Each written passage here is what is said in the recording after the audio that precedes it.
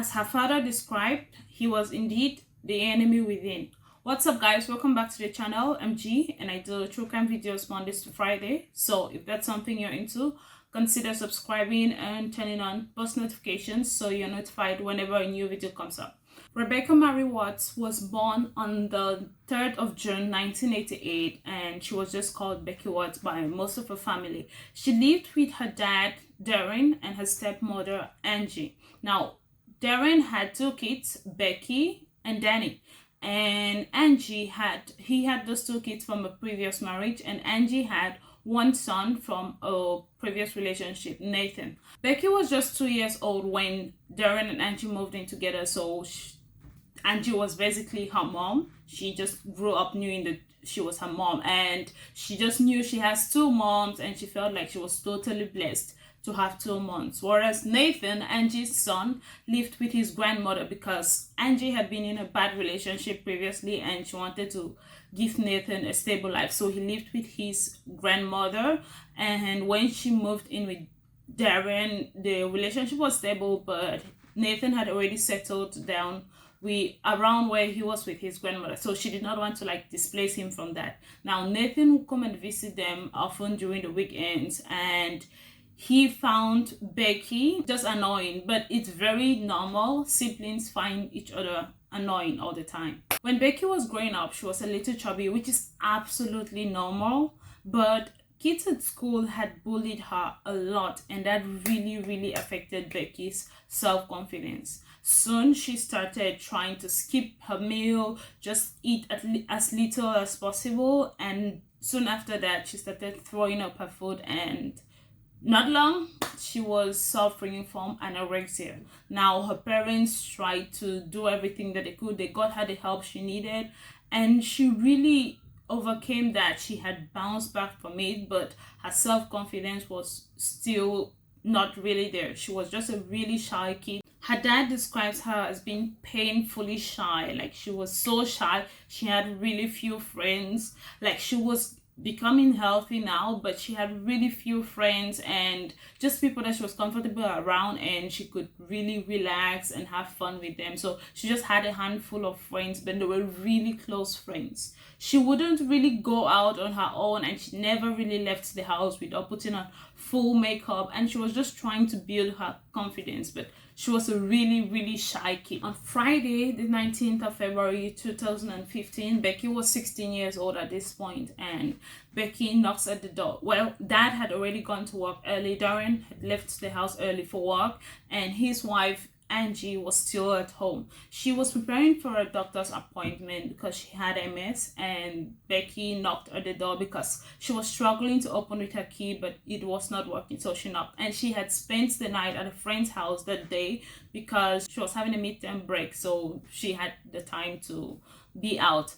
And Becky gets into the house and she was just frustrated about her key, but she left and went to her room, and Angie left for her doctor's appointment. Becky went upstairs and was on her phone texting her boyfriend. They were making plans to meet later that day because her boyfriend had to go to a dentist appointment and they were supposed to hang out after that. So Becky is texting him and they are making those plans. Now Angie leaves the house and Becky is at home alone. At 12 p.m. that day, Becky's boyfriend is texting her, "Hey, I'm done with the doctor's appointment," and he's waiting to get a reply from her so they can arrange to meet up. But there's no reply from Becky. And then Angie comes home at about 12:40 and she meets her son Nathan, who is 28 years old at this point, and his girlfriend Shannon, who is 21 years old, and they are in the house. They got into the house with a key that she had left outside for them. Shannon is a registered caregiver for Angie, who suffers from MS, and so she sees them in the house and she's asking, "Hey, where is Becky?" And Shannon just says she hasn't really seen Becky, but when she was outside trying to take a smoke, she heard the TV go off and the door slam, so she just assumed that was Becky leaving, but she did not get to see her with her eyes. At 1 p.m., Luke shows up at the house and he's looking for Becky. This is Becky's boyfriend, because Becky has not responded to any of his texts, and that is absolutely unlike her, and she has not really texted her friends in the last couple of hours. So he shows up and is trying to look for Becky, and Angie goes upstairs to just be sure that Becky is not at home, and she goes upstairs. Becky's not in her room, and comes down and tells Luke, oh, it's okay, Becky's not around, but she's sure everything is fine, and she's going to have Becky text him as soon as Becky gets home. So she says that to him, calms him down, and sends him off. So Darren comes home, they're having dinner, and Becky has not returned even for dinner, but it's all right because she had slept outside at a friend's house the previous day, so she was still on her break. So maybe she was at a friend's house just relaxing, and they just tried to call her, but it went to voicemail. So no one really made anything serious out of it because it's just Becky. She's not going to disappear and go somewhere. So it was just a normal dinner, and they are hoping that she's going to come home tomorrow. So everyone just assumed that she was at her friend's house, one of the friend's house, and she'll show up the next day in the morning. But everything changed by afternoon the next day when Becky's friends showed up at her house again with Luke, and they're trying to find out, oh, where is Becky, because she had very few friends, like I said, but they were really, really close. Like, there's no way Becky is going to go hours without texting them, and a full 24 hours was just absolutely unlike her. She's a teenager, and she's always on her phone just texting her friends and communicating with them every day. And so they showed up at her house trying to find out if she's okay and if everything is fine. So that's when it became serious. Now they called Darren, and Darren left work and came back, and everyone was just trying to find out where she could have been, especially because they had assumed she was with one of her friends, but all of the friends showed up looking for her. So Darren goes up to Becky's room and is trying to look if like anything's out of the ordinary. Did she pack some stuff? Did she go anywhere? But it's Becky they're talking about. She's absolutely shy. She wouldn't even get on a bus alone because she does not want to ask for a ticket. So how is she going to run away if that was a runaway case, and why? Darren takes one of Becky's friends up to the room to go and like look with him to find out if she's going to notice something else that's missing, and they realize that Becky's phone, her laptop, and her iPad had been missing, but Becky never took the laptop out of that room, and also they found her purse, her makeup, and everything was just there. But the crazy part is Becky never left the house without her makeup, and if she was planning to be out for some time, she's not going to leave her makeup behind. At this point, they called Becky's mom, trying to find out if any of them were with her or had seen her, and no one had contact with her. And now they're trying to find out, okay, when was the last time that anyone saw Becky? And it was Angie who was the last person who saw Becky, and that was about 8:30 that morning. So Becky must have been missing between 8:30 and 12 p.m. when Angie came back. So Darren realized it has been more than 24 hours since anyone saw Becky, so he decides to call the police. And the last time he actually saw Becky was on Tuesday night when Becky had left the TV on in her room, and he woke up and she had fallen asleep, and he went and turned off the TV. That was the last time he saw Becky alive. So he calls the police and is trying to be like, hey, his daughter is missing and it has been 24 hours. So the police are just a little relaxed because she's a teenager, and they're like, okay, teenager, she's probably with one of her friends. And Darren is like, she's super shy. She's really shy, and she has only a few friends. She's either at her friend's house, at home, or at school, and all the friends she has are sitting right here with me. So there's no way that, like, the police are just not coming. They're not being as serious as Darren would want them to be. But yeah, they're sending someone over. During the time, Darren leaves the house and tries to go on foot, go into the neighbors' houses to try and ask if anyone had probably seen her leave or seen a glimpse of Becky or something. But nothing comes out of that. At 6 p.m., 2 police officers came over to the house, and they're trying to talk to everyone. And Angie told them how she had seen Becky when she was leaving, and Becky seemed to be in a great mood, so there was no reason for her to run away or something. She also told them about how Shannon and Nathan had been there that day, and Shannon actually said Becky was in a mood when she slammed the door. But yeah, she told them that, and they had not particularly seen Becky, but they heard music and they heard her slam the door when she left. Hundreds of police officers are going to search for Becky. People are going to search Darren had Nathan help him put up a post on Facebook, trying to find, like, just with a picture of Becky, saying everyone should share and trying to find her. And soon the hashtag find Becky was trending and had been shared over 2 million times, and everyone was just trying to find Becky over the next couple of days. The media caught up on it, and there were so many stories that ran trying to find Becky. Over the next few days, their parents, Darren and Becky's grandmother, actually held a press conference, and it's really so sad to watch because Darren just broke down in tears, and her grandmother had to take over, just trying to tell whoever was sheltering Becky that they're not doing right by her, and just pleading with Becky to come home. She's not in any trouble. She should just come home, because they just want to make sure that she's safe. And still nothing came out of that.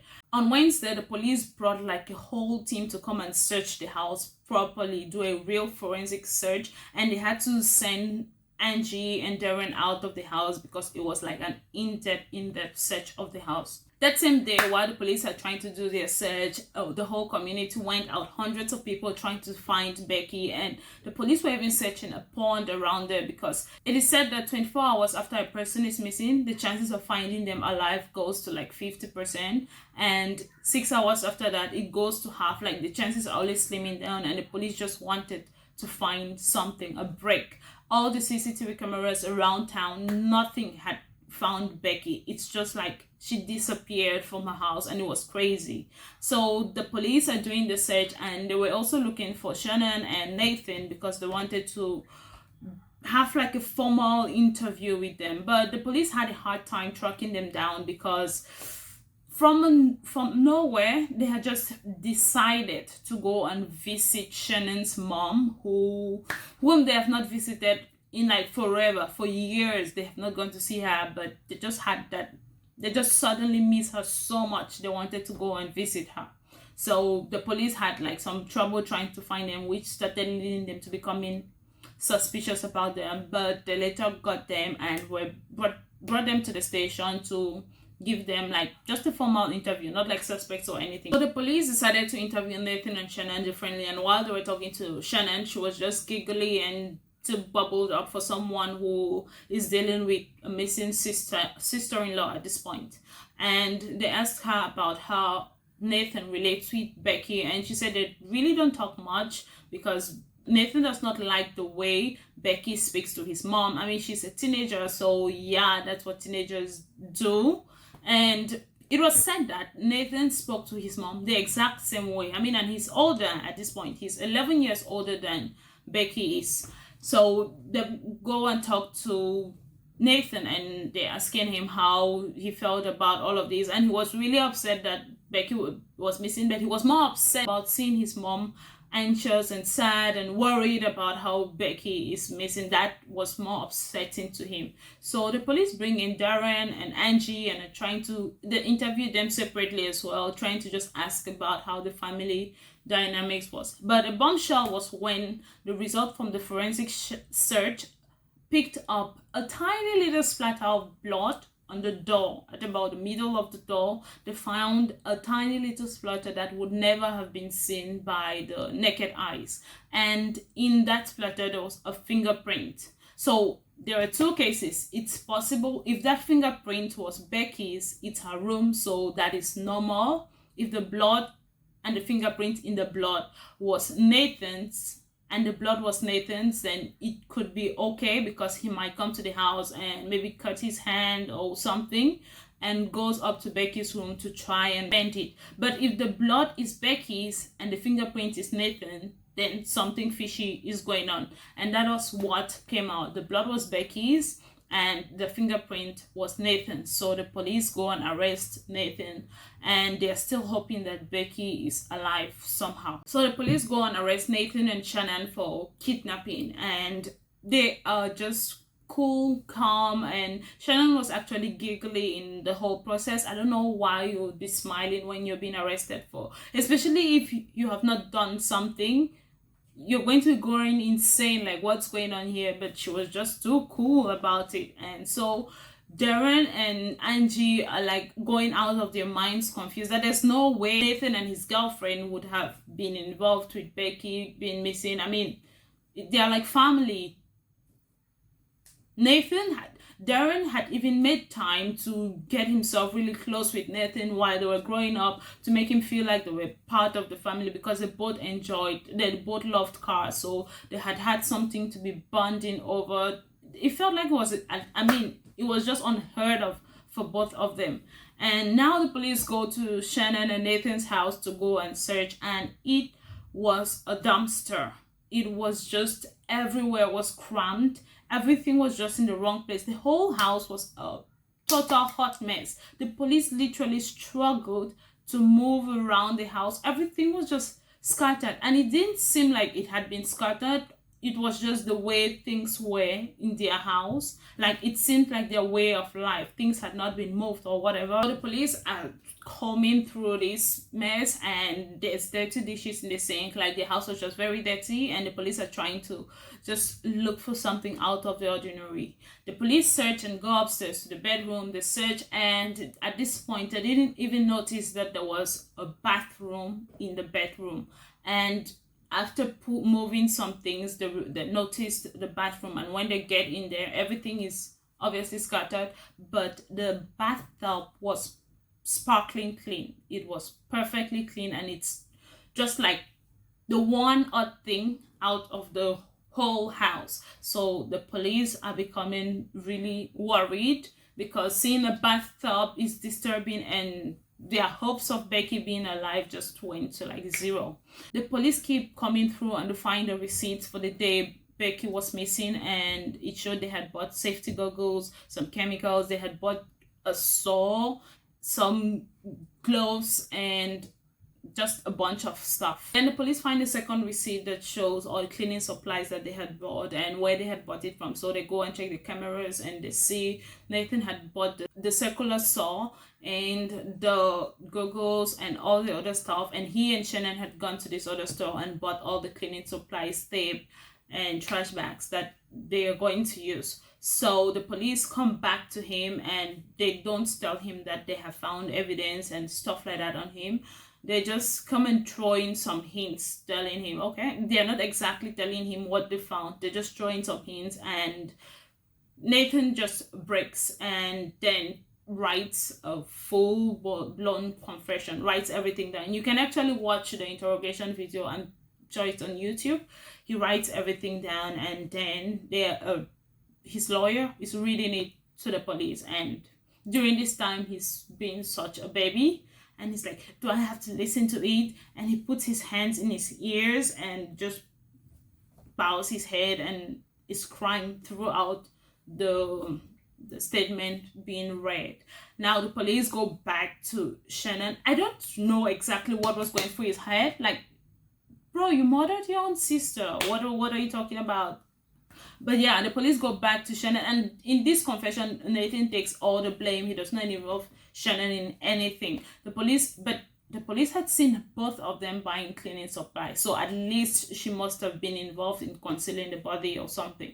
So the police go back to Shannon and tell her, oh, Nathan confessed, and she's like, oh my gosh, what? How could he do something so nasty? Ugh, she had no idea about it. She's so disgusted by him. And yeah, police are asking Shannon at this point, is there anything, were you part of this? Did you know that Becky was dead? And she's like, oh my gosh, I just found out now when you told me. And police are like, oh, okay. So they begin to bring up the evidence. So during that search, aside from the receipts and the videos that they found of them, they had also found something on the laptop in that house, and there were so many pictures and videos of young teenage girls in pornography. And there was like a long video of that was titled a girl being raped in her own house, something like that.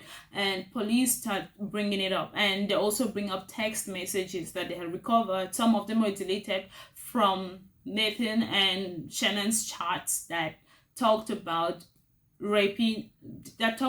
kidnapping and raping young teenage girls. It was like a fantasy thing for them. That was just weird. Yeah, but that was involved. And the crazy part is Nathan and Shannon actually started dating a long time ago when Shannon was probably 14, because Darren had absolutely banned Shannon from the house. When Nathan first brought her, he was 19.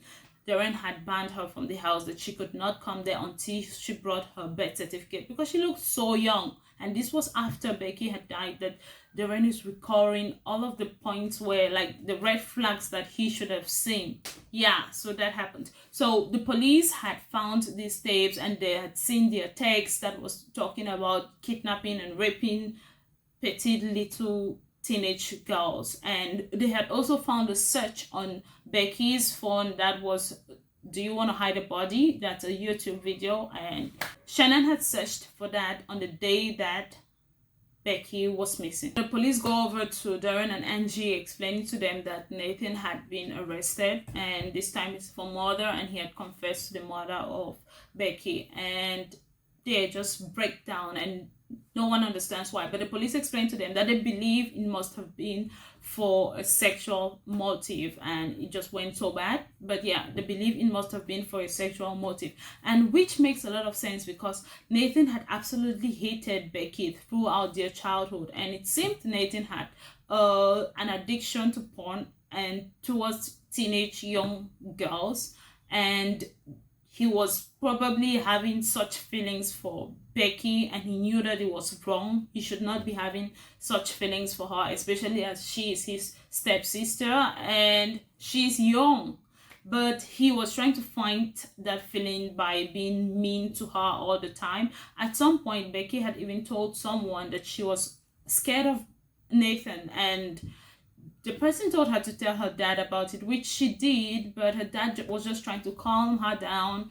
He did not really exactly, something else came up in their conversation, and he did not really pinpoint exactly why she was scared of him, but he just tried to calm her down and make her comfortable and stuff like that. So that had actually happened, but it makes more sense to know why Nathan had been absolutely mean to her all the time, even attacking her self-esteem, which he knew it was something she had been struggling and she had been fighting with. And he used to insult her, insults that go towards her looks and stuff like that. Siblings play with each other, prank each other, but Becky was not smiling about all these jokes and these pranks. She was not finding it funny, so that was not really a fun thing for her. But Nathan enjoyed making her life miserable like that, probably because he liked her and knew that was wrong.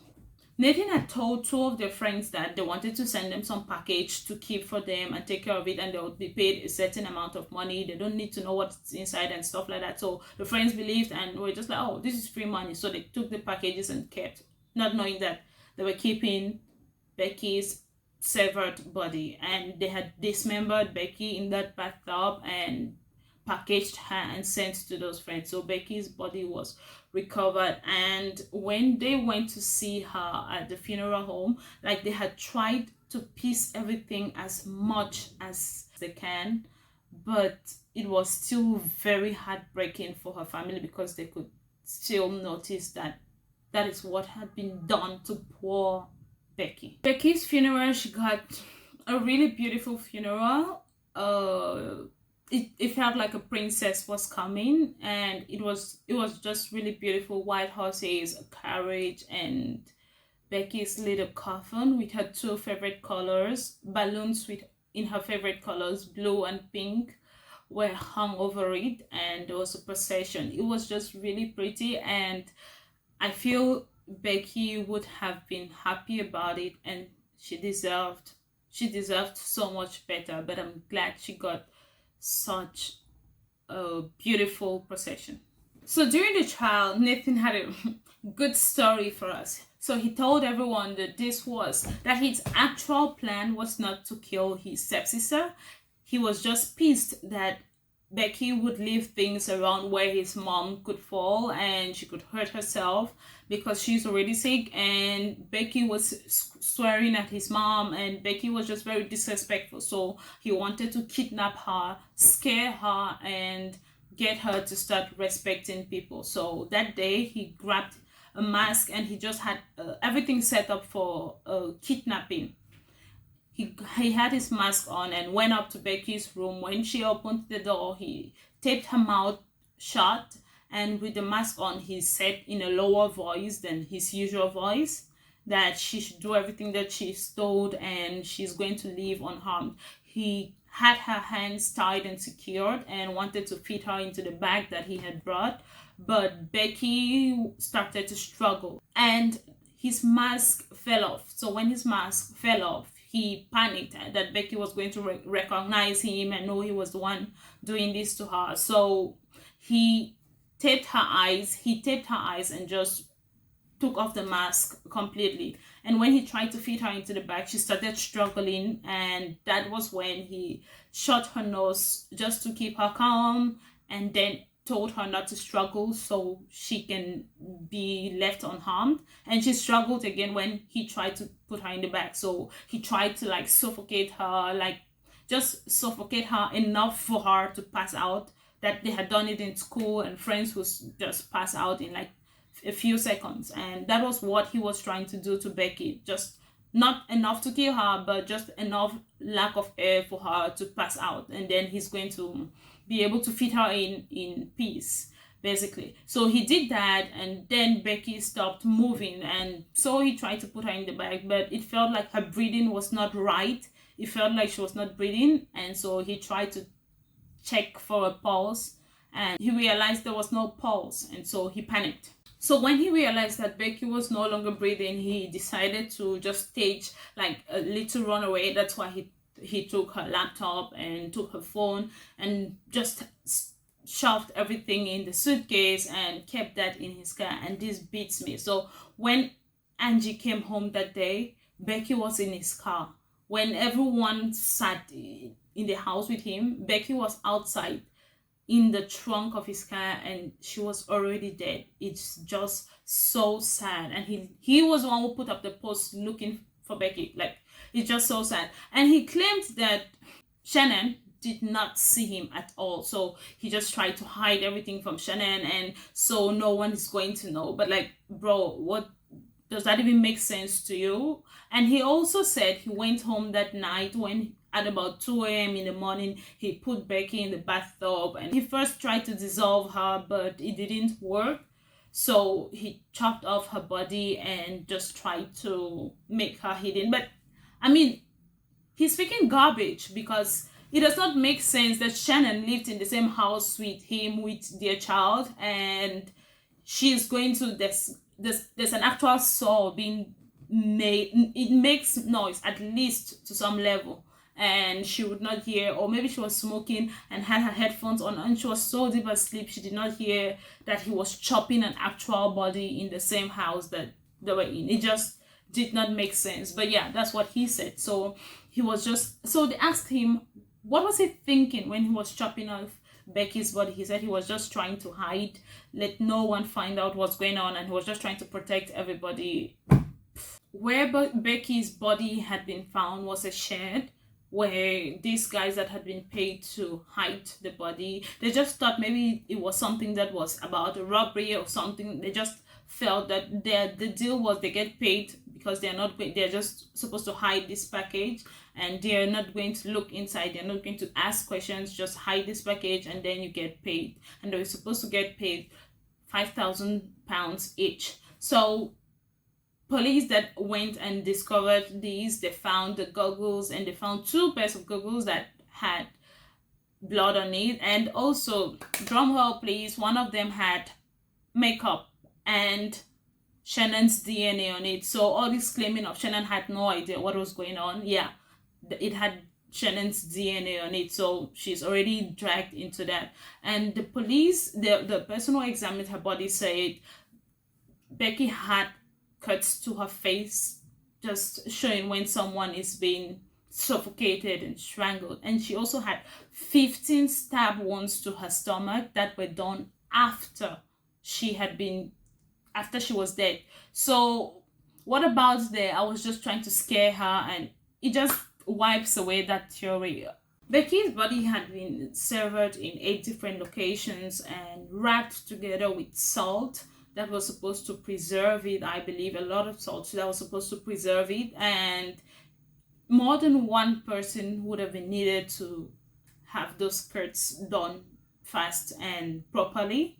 Yeah, so that drags Shannon into all of this. So in all the deep mess Shannon was in, her they were trying to make Shannon look like the victim that was coerced by Nathan into doing something so horrible. And they talked about how Shannon had been in foster care and moved around in foster care, and then moved when she was 13 to be with her mom. Talked about how she was one of 9 or 8 kids. Yeah, and then just bringing the fact that, oh, Nathan, they started dating early. Nathan had been so controlling and would get so mad when Shannon goes out or talks to other men. And they just try to make Nathan look like the controlling guy that had dragged Shannon into all of this, and she was so scared of him that she could not say no, because all the evidence showed that she had been part of it.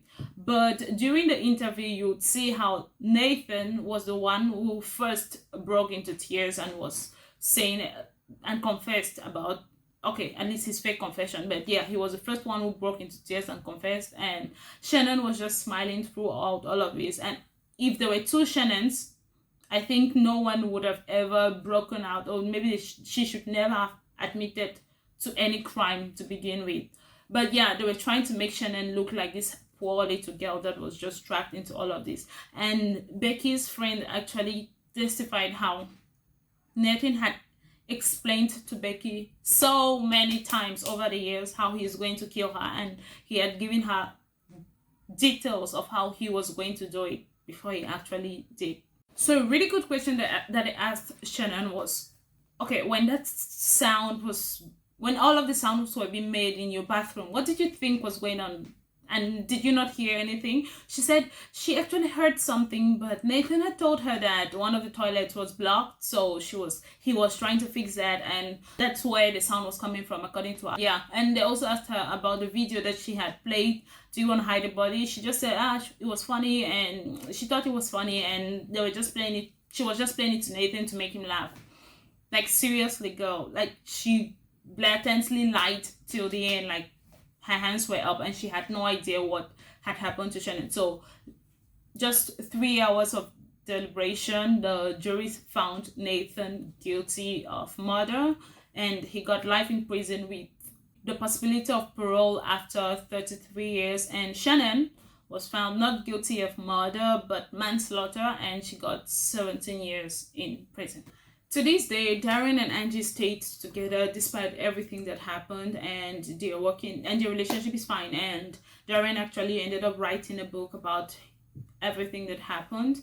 And I really feel bad that Becky deserved a full life, and they're just so sad and wish that they had seen more of the signs earlier, who Nathan really was, so they would have been able to properly protect Becky from him. That was it for me today, guys. Let me know what you think in the comments, and be sure to subscribe. See you tomorrow with another video like this. Goodbye.